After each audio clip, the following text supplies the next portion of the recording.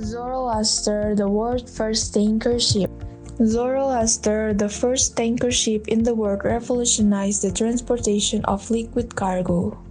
Tankers are an essential cog in the oil transportation operation and their operational existence dates back to the late 1800s when Swede Ludwig Nobel came up with the idea of transporting oil in tanks securely contained within ship.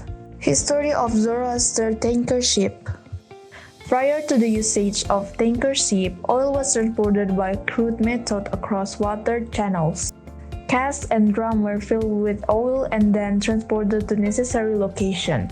This causes the problem not only in terms of time consumed to load the vessel but also in terms of security and safety concern for the oil that's stored within the vessels. This method of transporting through ships was common in the Soviet Republic, especially in Azerbaijan province of Baku, where most of the rock oil excavation operations were concentrated. After carefully observing the transportation methods to ferry and excavated oil between the production areas and to the refineries, Ludvig Nobel proposed an alternative method where instead of filling casks with the excavated oil and then loading them up onto the ship, a pipeline would directly fill excavated rock oil into the storage tank built within the vessels. The idea of constructing tanker ship was thus implemented. While considering the idea of making tanker ship, the construction of oil tanks within the vessel were also systematically looked into.